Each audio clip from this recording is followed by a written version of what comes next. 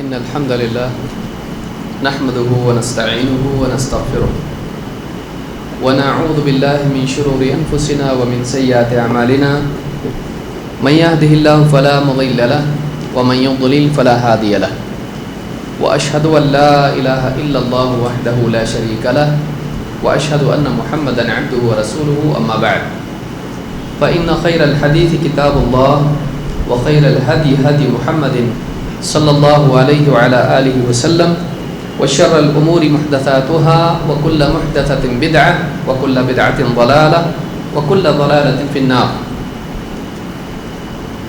قال الله تبارك وتعالى فاعلم أنه لا إله إلا الله. میرے محترم دینی بھائیوں، الاصول الثلاثہ اس کتاب کا سلسلہ، اس کے پڑھنے کا سمجھنے کا سلسلہ جاری ہے، اور اس کے ایک ایک جملے، ایک ایک لفظ، ایک ایک بات جو اس کتاب میں بیان ہوئی ہے، تفصیل سے اس کو ہم سمجھنے کی کوشش کر رہے ہیں۔ شیخ محترم نے اس کتاب کی شروعات میں کہا ہے کہ 4 چیزوں کا سیکھنا ہر انسان کے لیے لازم ہے۔ وہ 4 چیزیں کون بتائے گا؟ کوئی بتائے گا؟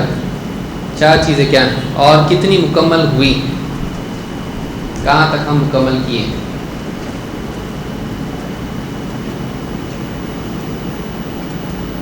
اور یہ 4 چیزیں ایسی ہیں، ساری زندگی کا خلاصہ ان 4 چیزوں میں ہے۔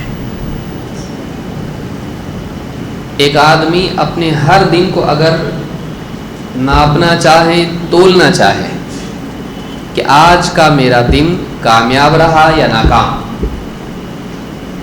تو اس کے پاس پیمانہ کیا ہے؟ یہ 4 چیزیں ہیں۔ والعصر ان الانسان لفی خسر، جو اللہ نے کہا ہے انسان خسارے میں ہے۔ تو یہ 4 چیزیں اگر انسان کی زندگی میں ہوں اور ہر دن ان کا اہتمام ہے تو واقعی اس نے اس کا دن صحیح طور پر گزارا، نہیں تو کسی نہ کسی اعتبار سے اس کے دن میں خلل ہے، اس کا دن کسی نہ کسی اعتبار سے ناقص رہا، خسارے میں رہا۔ تو 4 چیزیں کیا ہیں؟ مختصر کون بتائے گا؟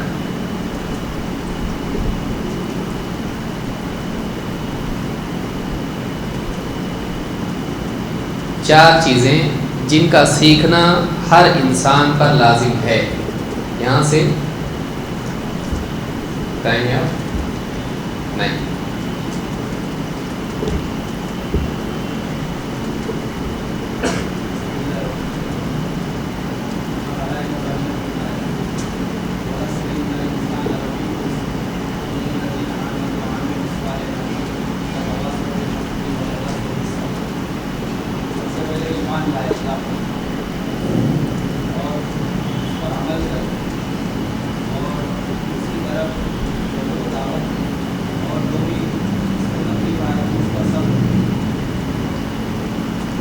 اس کتاب جو لوگ باہر ہیں وہ اندر آ جائیں۔ میں یہی چاہتا تھا کہ چائے میں مصروف نہ رہیں۔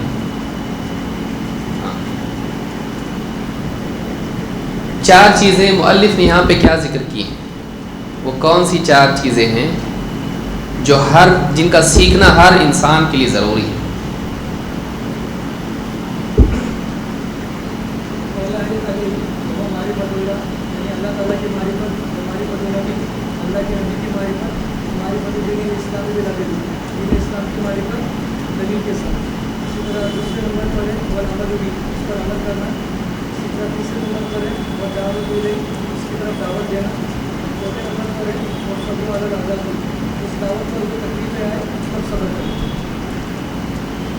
اس کو ہم اختصار سے کہیں گے علم، عمل، دعوت اور صبر۔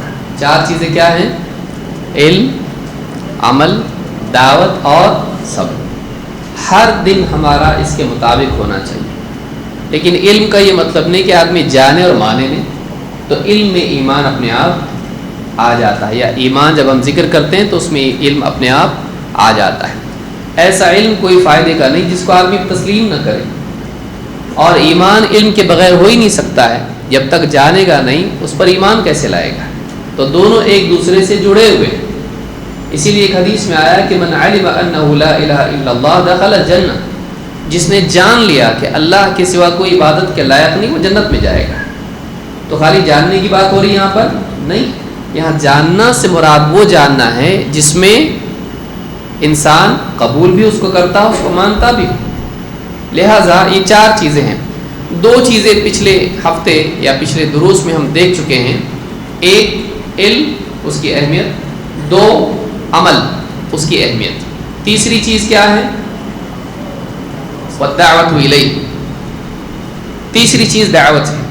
شیخ عبداللہ الفوزان کہتے ہیں لأن الإنسان اذا كملت قوته العلمية بالعلم وقوته العملية بالعمل فإن عليه أن يسعى إلى بذل الخير للآخرين تأسيا برسل الله تعالى عليهم الصلاة والسلام۔ اپنی کتاب حصول المأمول بشرح ثلاثة الأصول میں کہتے ہیں کہ اس لیے کہ ایک انسان جب اس کی قوت علمیہ، علمی قوت علم کے ذریعے سے کامل ہو جائے اور عملی قوت عمل کے ذریعے سے کامل ہو جائے، تو اب اس کے لیے ضروری ہے کہ وہ دوسروں کے لیے بھی خیر کا طالب ہو اور دوسروں پر بھی خرچ کرنے والا ہو، یعنی خیر کا دوسروں کو دینے والا ہو۔ دو چیزیں ہیں، ایک علم اور دوسرے عمل۔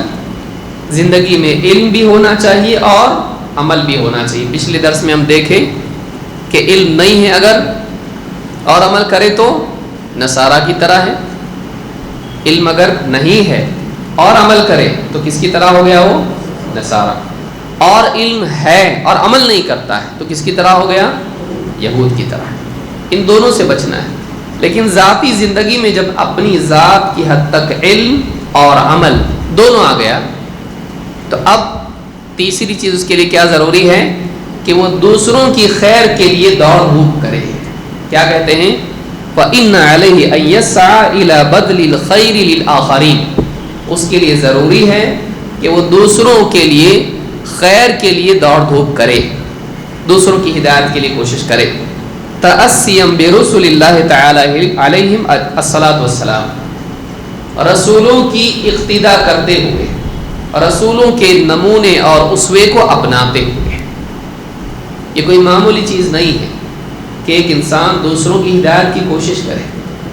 اپنی ذات کے لیے اپنا ایمان اپنا علم صحیح کر لینا اور اپنا عمل صحیح کر لینا یہ اس کی ذات تک محدود ہے۔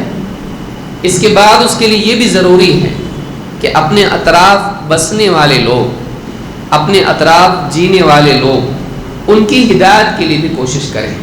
یہ کون کرتے تھے ہر زمانے میں؟ اللہ کن کو چنتا ہے اس کے لیے؟ اپنے نبیوں اور رسولوں کو۔ تو اگر ایک انسان صرف اور صرف اپنی علم اور اپنے عمل پر زندگی گزار رہا ہے، وہ رسولوں کی کامل اتباع نہیں کر رہا ہے۔ رسول کی کامل اتباع کب کرے گا؟ جب اپنی ہدایت کے ساتھ ساتھ دوسروں کی ہدایت کی بھی فکر کرے، جتنا معلومات اس کے پاس ہے اس کے مطابق۔ تو یہ بات انہوں نے کہی ہے۔ دعوت کے لیے کچھ چیزوں کا ہونا ضروری ہے۔ سب سے پہلی چیز علم، تو پہلے ہم دیکھ چکے ہیں، علم ہونا ضروری زندگی میں۔ سب سے پہلی چیز یہ کہ حق کا یقین ہو۔ دعوت کے لیے سب سے پہلی چیز کیا ہے؟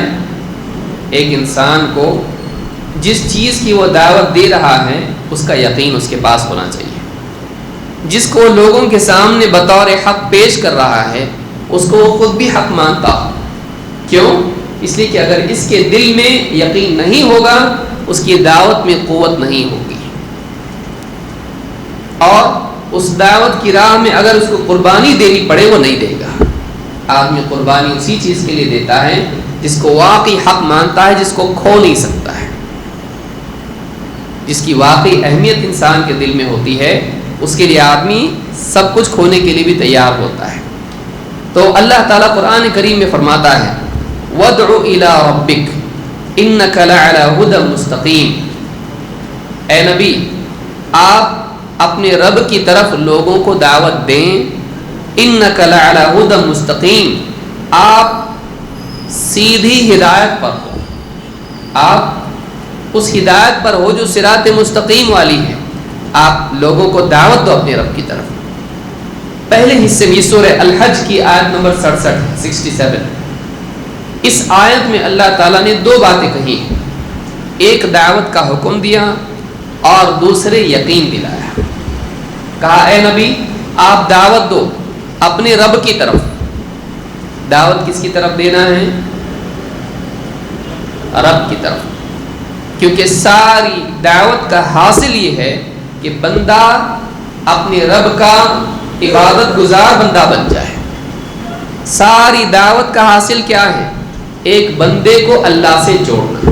یاد رہے گا یہ ساری دعوت کا حاصل کیا ہے؟ ایک انسان اس مقصد کو پورا کرے جس کے لیے اللہ تعالیٰ نے اس کو پیدا کیا ہے۔ وہ کیا ہے مقصد؟ اللہ کی عبادت سے۔ تو اللہ سے جوڑنا یہ دعوت کا اصل مقصد ہے، باقی ساری تفصیلات ہیں اس کی، لیکن اصل مقصود کیا ہے؟ اللہ سے جوڑنا۔ وَادْعُ إِلَىٰ رَبِّكَ، اے نبی لوگوں کو اپنے رب کی طرف بلائیے۔ إِنَّكَ لَعَلَىٰ هُدًى مُسْتَقِيمٍ۔ ایک بات یہاں پر یہ بھی ہے، وَادْعُ إِلَىٰ رَبِّكَ میں اخلاص اپنے آپ آ گیا، کس کی طرف بلانا ہے؟ لیکن بعض اوقات کیا ہوتا ہے انسان اپنی ذات کی طرف بلاتا ہے، دیکھو میں کتنا علم والا ہوں، میرا کمال مانو۔ آدمی لوگوں کے سامنے دین کی بات کرتا ہے، لیکن اس بات کرنے میں اس کی اپنی ذات کو نمایاں کرنا ہوتا ہے۔ میں بہت زبردست ہوں، انٹرنیٹ پہ، ٹیلی ویژن پہ، بڑے اسٹیج کے اوپر، بھیڑ میں لوگوں کے بڑے یعنی ایک بھیڑ کے اندر، مجمع کے اندر انسان بعض اوقات اللہ کی بات کر رہا ہوتا ہے، لیکن وہ اپنی ذات کو نمایاں کر رہا ہوتا ہے، لوگوں کو اپنی طرف بلاتا ہے۔ یہ چیز نہیں ہونا چاہیے۔ داعی میں کیا ہونا چاہیے؟ اخلاص۔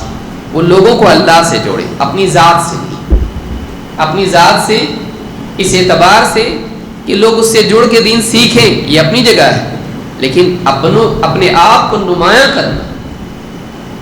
اسی لیے اللہ نے قرآن میں کیا فرمایا؟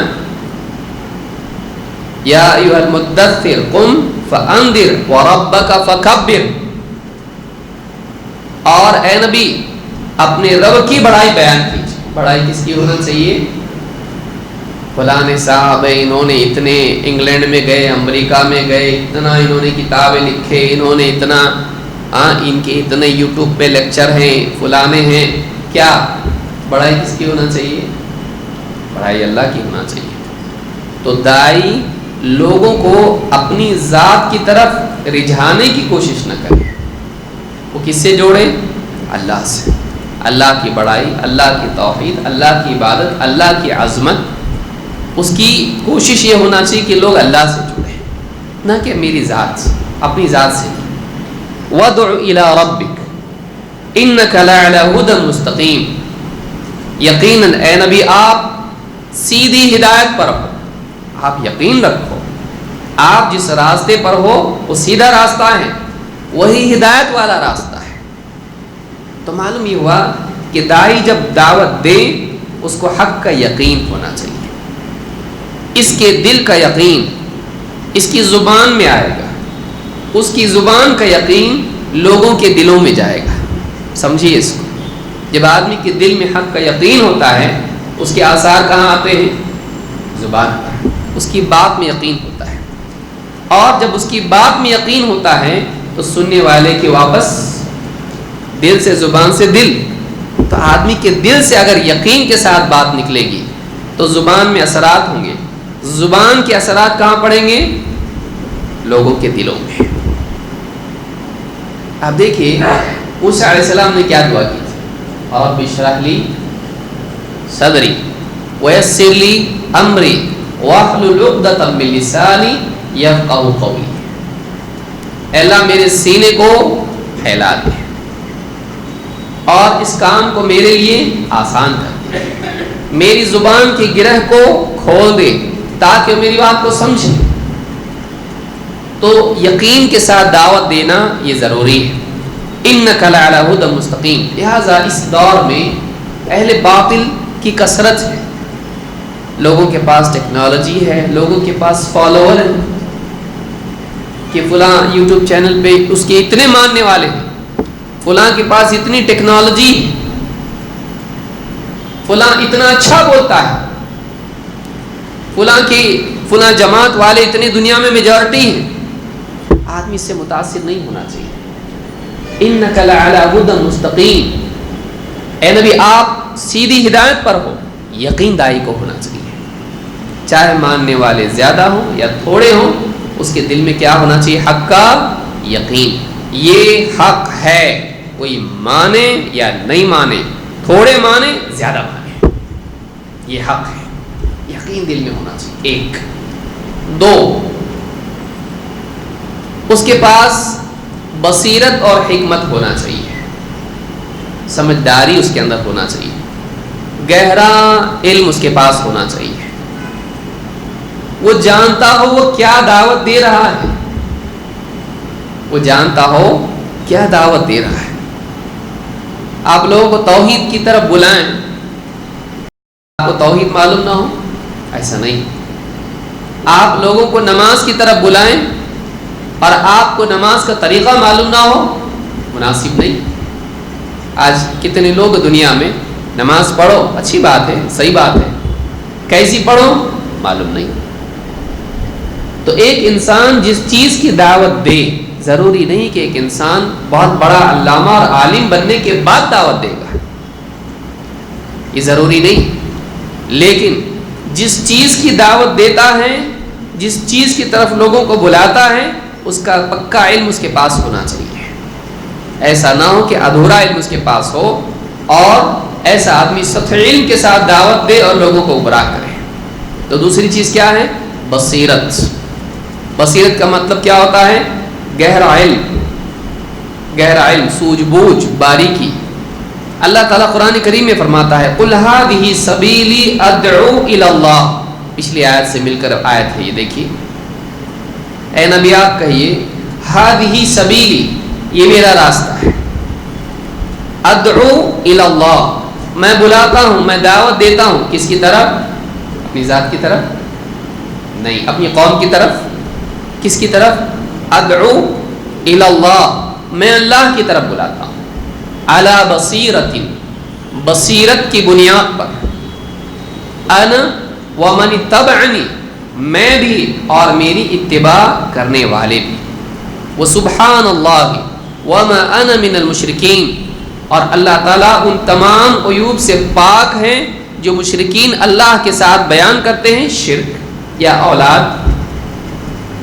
وما انا من المشرکین، اور میں مشرکین میں سے نہیں ہوں۔ سبحان اللہ میں اظہار اس بات کا، اللہ تعالیٰ ان تمام غلط باتوں سے پاک ہے جو جاہل اور مشرک اللہ کے بارے میں بیان کرتے ہیں، مشرکین، یہود، نصارہ اور جہلاء اور کفار،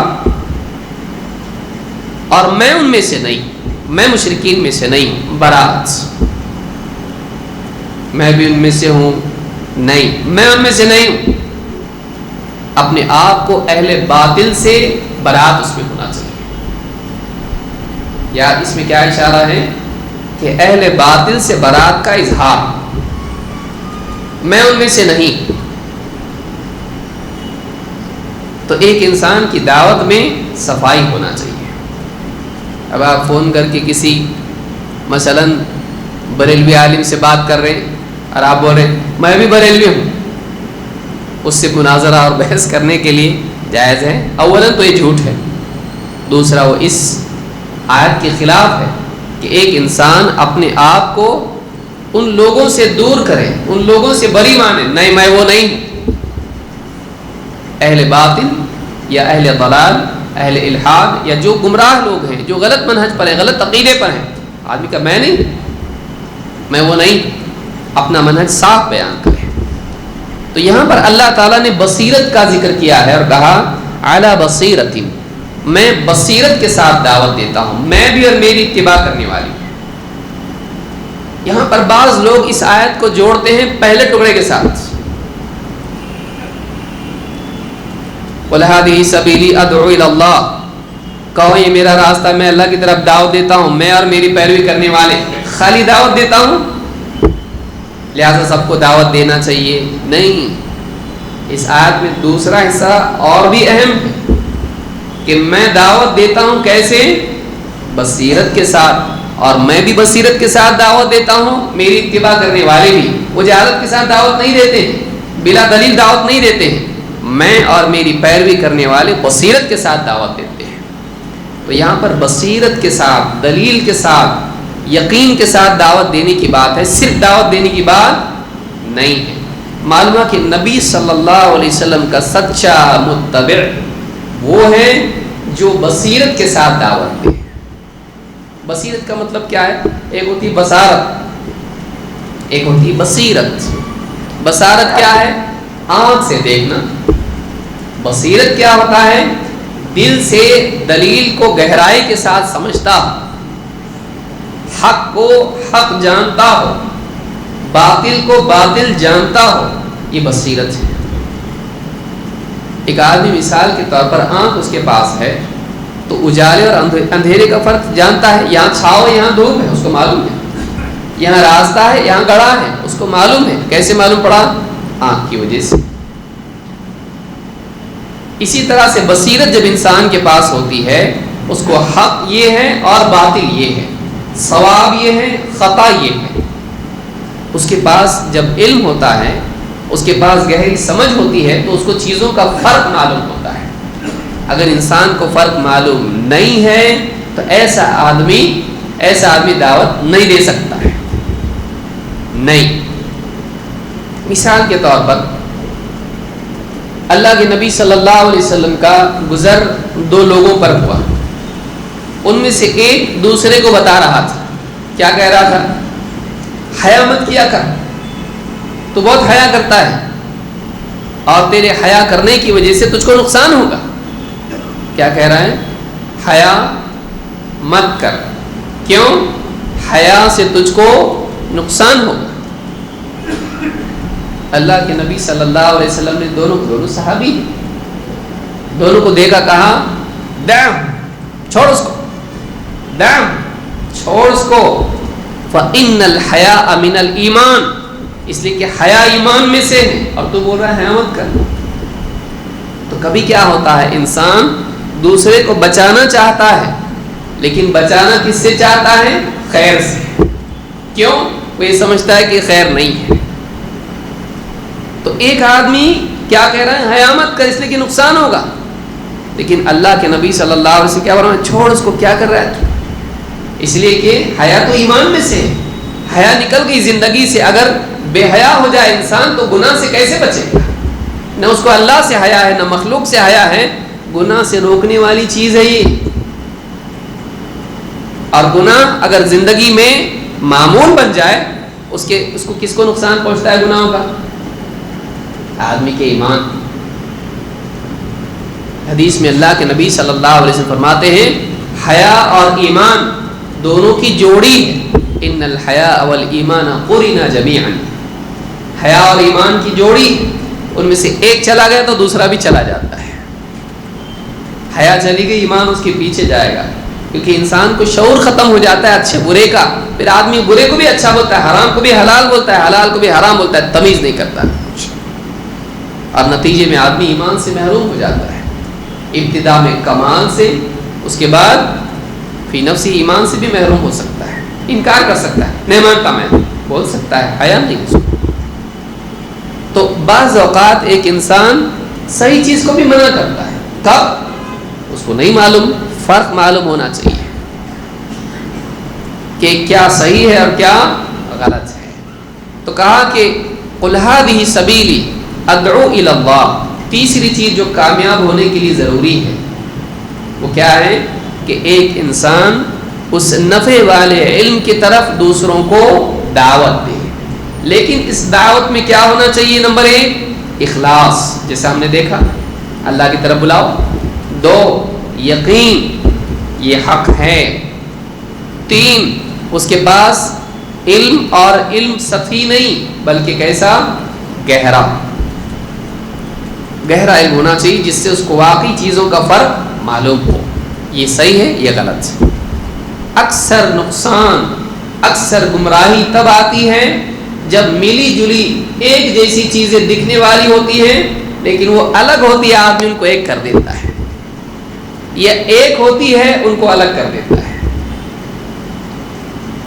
اکثر ایسا ہوتا ہے کہ آدمی اس کو اشتباہ ہو جاتا ہے، صحیح کو غلط بول دیتا ہے، غلط کو صحیح بول دیتا ہے۔ کیوں؟ اس لیے کہ دونوں ایک جیسی دکھتی ہیں، اور یہی انسان کا علم پہچانا جاتا ہے کہ وہ دو چیزوں میں فرق کر سکے۔ واقعی علم کا مقصود فرقان قرآن کا نام ہے، قرآن کے ناموں میں سے ایک نام کیا ہے؟ الفرقان۔ الفرقان کا مطلب کیا ہے؟ کون بتائے گا؟ حق اور باطل میں فرق کرنے والا، بالکل صحیح۔ تو اصل کا کامیابی فرق کرنے میں فرق۔ اب دیکھیے مثال کے طور پر، اب چونکہ بات نکلی سمجھیے اس کو، شرک کا معاملہ اور بدعت کا معاملہ دو موٹے معاملے ہم لے لیتے ہیں۔ گمراہی کی اصل وجہ کیا ہے؟ فرق نہیں کر پاتے ہیں۔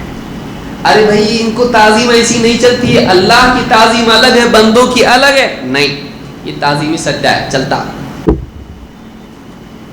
تو شرکیہ اعمال لوگوں کی زندگی میں کیوں آئے؟ وہ فرق نہیں کر پائے اللہ اور بندے میں۔ بندے کے لیے نہیں چلتا یہ اللہ کے لیے ہے، فرق کر پائے نہیں۔ یا مثال کے طور پر اولیاء پرستی، اللہ تعالیٰ نے قرآن میں کیا فرمایا؟ وَلَا تَقُولُوا لِمَنْ يُقْتَلُ فِي سَبِيلِ اللَّهِ أَمْوَاتٌ، جو لوگ اللہ کی راہ میں قتل ہوں ان کو اموات، مردہ مت کہو، بل احیاء ولکن لا تشعرون، وہ زندہ ہیں لیکن تمہیں اس کا شعور نہیں، تمہیں اس کا شعور نہیں، وہ تمہاری ایسی زندگی نہیں وہ نہ سمجھتا۔ لیکن لوگوں نے کیا کہا؟ دیکھو اس سے معلوم ہوتا ہے کہ اولیاء اپنی قبروں میں زندہ ہیں، اولیاء کے بارے میں نہیں، یہ اس کے بارے میں ہے جو اللہ کی راہ میں قتل ہوں، لیکن فرق کر پائے نہیں۔ تو جو شہداء کے لیے تھا اس کو کس کے لیے لے لیا؟ حالانکہ کیا کرنا چاہیے تھا؟ ان کو فرق کرنا چاہیے تھا۔ بڑا مسئلہ ہے انسانیت کا کہ وہ فرق نہیں کر پاتے، یہ الگ یہ الگ، سب ایک ٹوکری میں سب ڈال دو، اور آدمی کا نقصان اس سے ہوتا ہے۔ کئی مسائل آپ دیکھو، بدعت کا دیکھو کہ کتنے اعمال ہیں، ارے یہ نہیں چلتا ہے، چلتا ہے۔ نبی صلی اللہ علیہ وسلم کی پیدائش کا دن منانا چلتا ہے، یا مثلا اس کے لیے دلیل کیا دی؟ موسیٰ علیہ السلام جب فرعون سے نجات انہوں نے پائی تو کیا کیا انہوں نے؟ روزہ رکھا، معلوم ہے نا، روزہ رکھا انہوں نے شکر کے طور پر۔ اب انہوں نے کیا کہا؟ دیکھو وہ نعمت تھی نجات پانا فرعون سے، تو ہمارے پاس سب سے بڑی نعمت کیا ہے؟ محمد الرسول اللہ صلی اللہ علیہ وسلم۔ تو اللہ کے نبی صلی اللہ علیہ وسلم جس دن پیدا ہوئے، اس کا وہ آپ پیدا ہوئے تو نعمت ہے کہ نہیں ہے؟ جہالت سے نجات ملی، شرک سے نجات ملی، حرام سے نجات ملی، برائیوں سے جاہلیت سے نجات ملی نبی صلی اللہ علیہ وسلم کے ذریعے۔ تو جس دن آپ پیدا ہوئے اس دن بھی ہم شکر کریں گے، روزہ رکھیں گے۔ تو اب کیا ہے؟ دونوں ایک ہیں؟ دونوں الگ ہیں۔ کیسا الگ ہے؟ وہ بھی نعمت یہ بھی نعمت، لیکن معاملہ الگ ہے، ایک جیسا نہیں۔ کیوں؟ اس لیے کہ اگر یہ ایک جیسا ہوتا تو خود نبی صلی اللہ علیہ وسلم اور صحابہ بھی اس دن روزہ رکھتے، اس دن کو مناتے، اس تاریخ کو مناتے، منائیں نہیں، تو معلوم ہے ایک نہیں ہے، وہ قابل اقتداء ہمارے لیے یہاں نہیں ہے، کیونکہ اگر ہوتا تو نبی صلی اللہ علیہ وسلم خود کرتے۔ تو یہاں پر آپ دیکھیں گے کہ وہ عاشورہ کے ساتھ ہے لیکن 12 ربیع الاول کے ساتھ نہیں ہے۔ عاشورہ اور 12 ربیع الاول میں فرق ہے کہ نہیں ہے؟ ہے، لیکن اب ہمارے بہت سارے ماننے والے اس کو کیا کہتے ہیں؟ نہیں، ایک ہے۔ تو جس میں فرق ہے اس کو ایک کر دینا یہ ساری مصیبت کی جڑ ہے، یہ ساری مصیبت کی جڑ ہے، چاہے وہ شرک کا معاملہ ہو، چاہے وہ بدعات کا معاملہ ہو، آپ کو کہیں نہ کہیں ملے گا کہ دو الگ چیزوں کو ایک کر دیا۔ تو بصیرت یہ ہے کہ ایک انسان چیزوں کو سمجھے واقعی یہ کیا ہے، دونوں میں فرق کو جانے۔ اسی لیے اللہ نے کیا فرمایا، میں اللہ کی طرف دعوت دیتا ہوں، اور کیسے؟ علی بصیرہ، بصیرت کے ساتھ، دلیل کی بنیاد پر، گہرے علم کی بنیاد پر، کہ تمیز جس کے پاس ہو، انا ومن اتبعنی، میں بھی اور میری اتباع کرنے والے بھی، وسبحان اللہ وما انا من المشرکین، اور سبحان اللہ میں مشرکین میں سے نہیں ہوں۔ برات کا اظہار، میں نہیں ہوں اہل باطل میں سے، میرا ان کا کوئی معاملہ نہیں ہے، میں فلاں ہوں، میں فلاں نہیں۔ دعوت میں وضاحت ہونا چاہیے، دعوت میں سریت نہیں ہونا چاہیے، دعوت کے اندر کیا ہونا چاہیے؟ صاف، ایسا ہے ایسا نہیں ہے۔ تو یہ سورہ یوسف کی آیت نمبر 108 ہے۔ تیسری چیز، دعوت کے 3 طریقے یا 3 انداز ہیں: حکمت کے ساتھ دعوت، موعظت کے ساتھ دعوت، اور 3 جدال کے ساتھ دعوت۔ کیونکہ لوگوں کی 3 قسمیں، ایک وہ جو سمجھدار ہیں اور ماننے کا مزاج ہے، ماننے کا مزاج ہے، معلوم نہیں۔ 2 معلوم ہے، ماننے کا مزاج ہے، لیکن ماننے میں کوتاہی ہے۔ 3 ماننے کا مزاج نہیں ہے۔ پہلا کون؟ ماننے کا مزاج ہے لیکن معلوم نہیں ہے۔ اس آدمی سے خواہ حجت کر کے فائدہ ہے، اس کو بتاؤ، لیکن ایسے انداز میں بتاؤ کہ سمجھ میں آئے۔ اکثر ہم لوگوں کی غلطی کہاں ہوتی ہے؟ کیونکہ ہمارا مزاج لڑنے کا بن جاتا ہے، ہم ایک بھولے بھالے آدمی سے بھی حجت کرتے، بعض اوقات جیتنے کا بھی مزاج ہوتا ہے، لڑنے کے ساتھ ساتھ غازی بننا ہے اس کو، تو اس کو شہید کر دیتے۔ نہیں، جو ماننے کا مزاج رکھتا ہے اس سے الجھنا نہیں ہے، بلکہ اس کو سلجھانا ہے۔ 1 2 ماننے کا مزاج ہے لیکن عمل میں کوتاہی ہے، مانتا ہے صحیح ہے لیکن کر نہیں پاتا ہے۔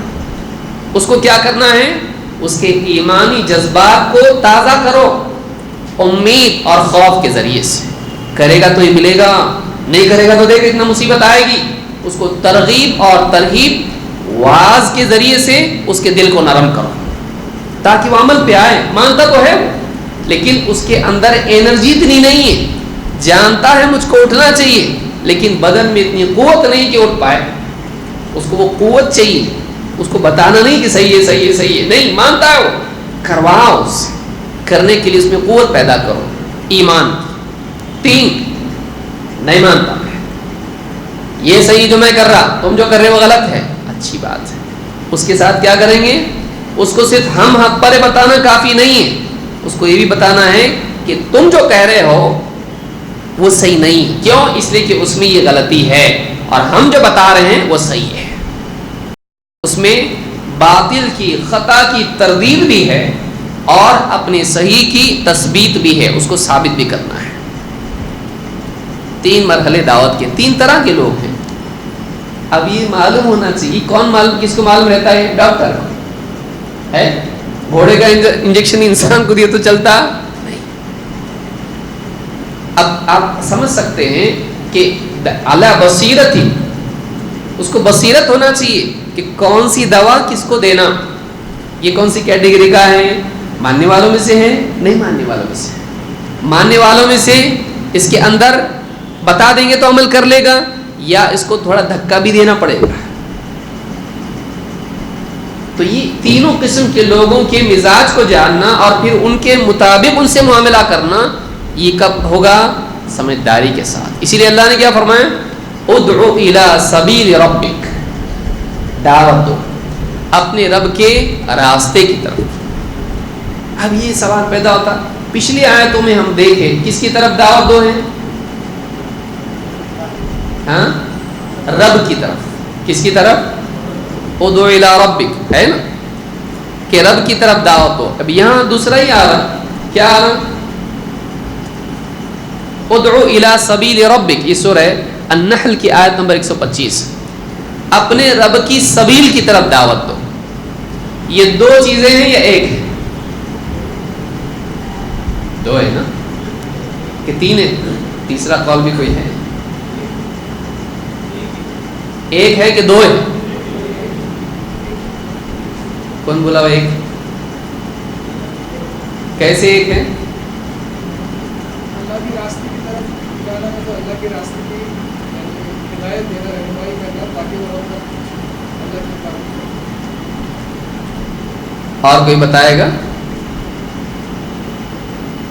ایک آیت میں ہے اللہ کی طرف بلاؤ، دوسری آیت میں ہے اللہ کے راستے کی طرف بلاؤ.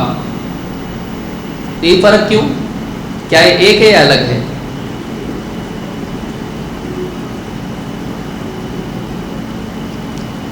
اچھا دوسرا سوال جو اس کا جواب ہاں بولنا ہے.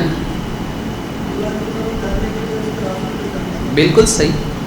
اللہ کی طرف اگر بلا رہے ہیں تو جائے گا کہاں سے؟ تو کون سے کسی راستے پہ چل کے اللہ تک پہنچیں گے نا. وہ راستہ کون سا ہے؟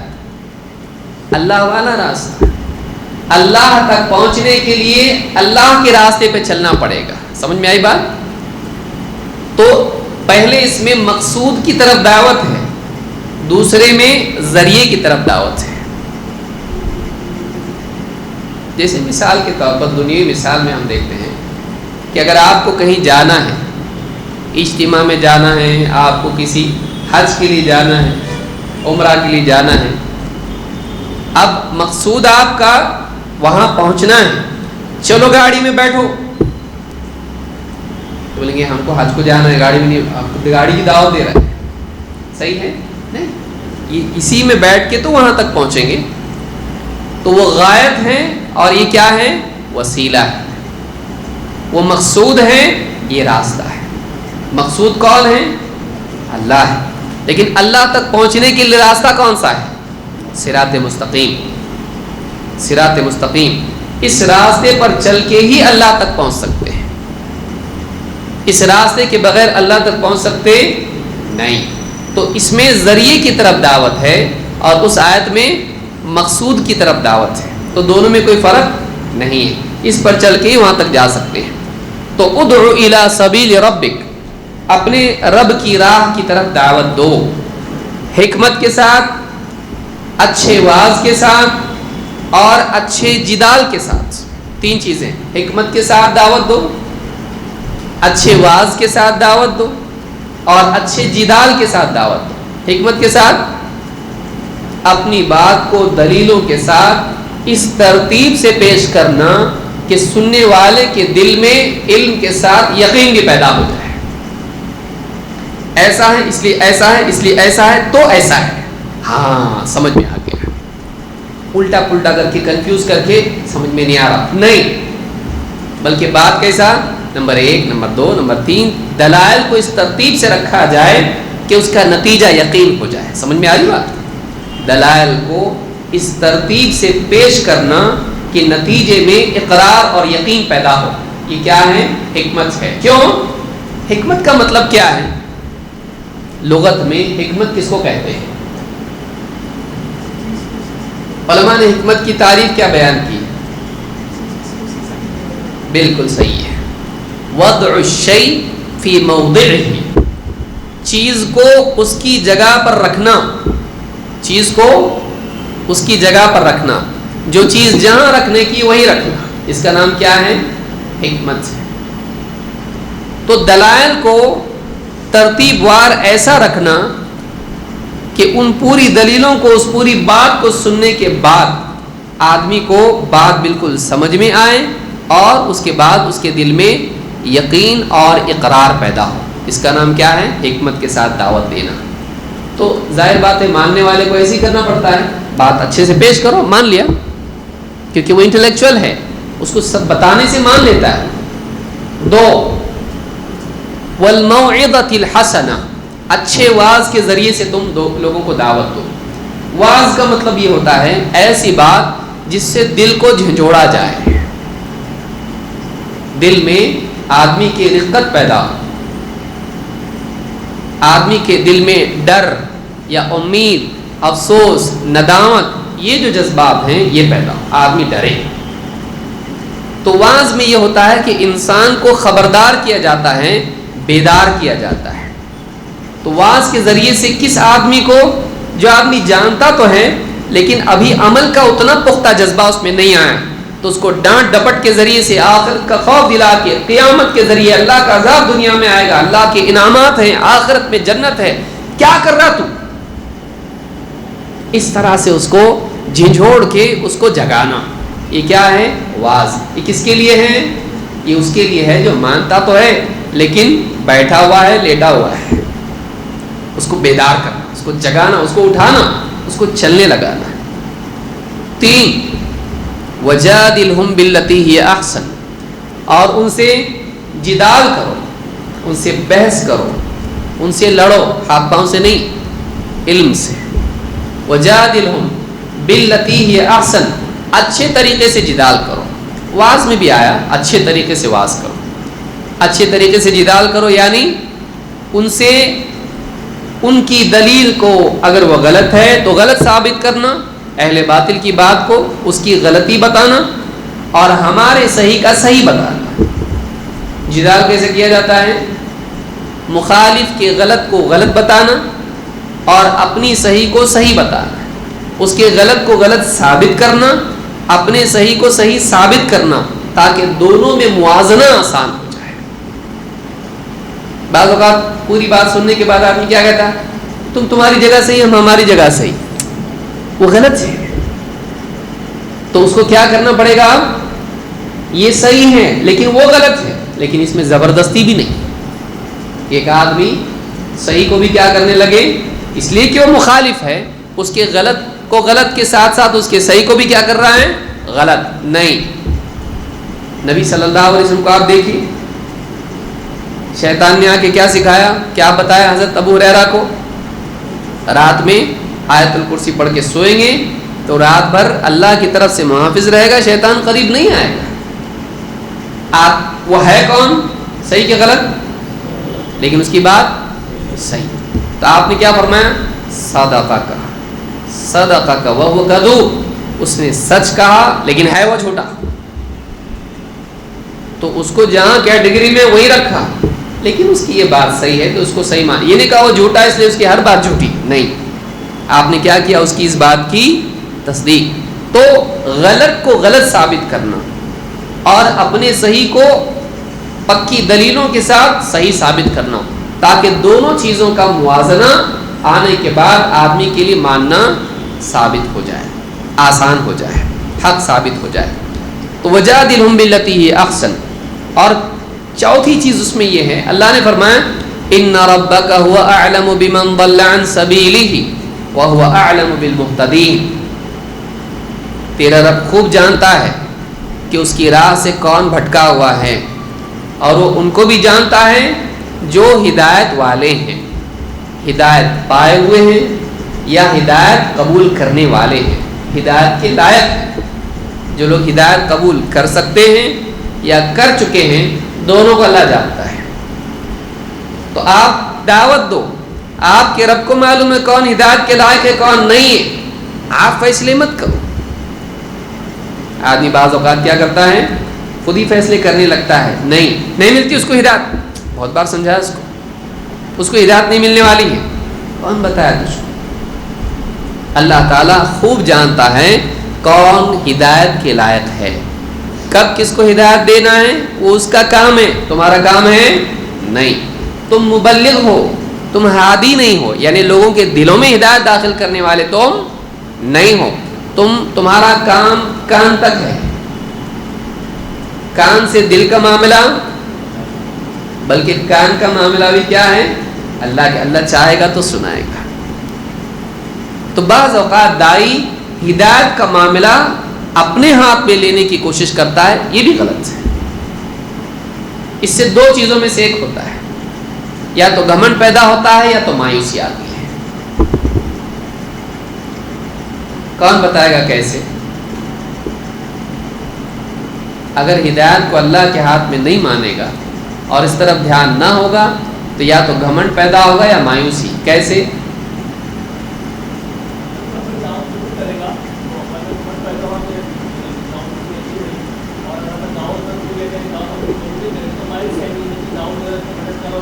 بالکل صحیح. اگر ایک آدمی مانے ہدایت دینے والا اللہ ہے, یہ دعوت دے رہا ہے, اس کو معلوم ہے اپنی تنخواہ اپنے کو برابر مل رہی ہے, اللہ کی طرف سے جو ثواب ہے, جو اجر ہے, اجرت ہے, وہ تو مل رہی ہے. لوگ مانے یا نہ مانے, چاہے 100 سال دعوت دیں یا 950 سال دعوت دیں, تو ہم کو ہمارے کام پہ ثواب مل رہا ہے. اور اگر کوئی مانتا ہے اللہ نے ہدایت دی اس لیے مانا, نہیں مانتا ہے اللہ کی طرف سے ہدایت نہیں مل رہی, اس کو میں کیا کروں؟ میں کوشش کروں گا اور اچھے سے کروں گا, چاہے مل جائے, تڑپ ہے اندر, لیکن وہ مایوس نہیں ہوگا. کیوں؟ اس لیے کہ ہاتھ میں میرے نہیں ہے. کس کے ہاتھ میں ہے ہدایت؟ اللہ تعالیٰ جس کو چاہے گا دے گا. تو یہاں پر یہ بتایا آخر میں کہ حکمت سے دعوت دیے, واعظ و نصیحت کیے, جدال کیے. اب تو ملنا چاہیے ہدایت. اللہ کو معلوم ہے کس کو ہدایت ملنا چاہیے, کس کو نہیں, کون ہدایت کے لائق ہے, کون نہیں. آپ کے ہاتھ میں نہیں ہے. یہ داعی کے لیے بہت ضروری ہے کہ وہ ہدایت اللہ کے ہاں, اللہ کے ہاتھ میں مانے. اس سے کیا ہوتا ہے؟ سکون رہتا ہے. بعض اوقات آدمی سالوں سال کسی گاؤں میں, دیہات میں دعوت دیتا ہے, لوگ نہیں مانتے ہیں, جانے مانتے ہی نہیں لوگ, کام چھوڑ دیتا ہے. نہیں, کام نہیں چھوڑنا چاہیے, آدمی کو کام کرتے رہنا چاہیے, چاہے لوگ مانے یا نہیں مانے. انبیاء کا یہی طریقہ ہے. بعض انبیاء کے بارے میں نبی اکرم صلی اللہ علیہ وسلم نے بتلایا کہ میں نے دیکھا کہ بعض نبی تو ایسے تھے جن کے ساتھ ایک آدمی, اور بعض نبی ایسے تھے جن کے ساتھ ایک بھی آدمی نہیں تھا. کسی نے ان کی بات نہیں مانی. کیا وہ ناکام ہے؟ میری بات یاد رکھیں, جو کام کرتا ہے وہ ناکام نہیں ہے. کام والا ناکام ہوگا, جو کام نہیں کرتا وہ ناکام ہے. جو کام نہیں کیا وہی ناکام ہوگا نا, لیکن جو کام کرتا ہے وہ ناکام نہیں ہے. اس کا کام ہی اس کے لیے اجر و ثواب کا ذریعہ ہے, اور اگر کسی کو ہدایت ملتی ہے یہ اور اضافہ ہے اس میں. لیکن اصل ثواب اس کا کیا ہے؟ گنتی کے اوپر نہیں ہے, کام پہ ہے. وہ کام کرتا رہے. لہٰذا یہ چیزیں یاد رکھنا چاہیے دعوت کے اعتبار سے.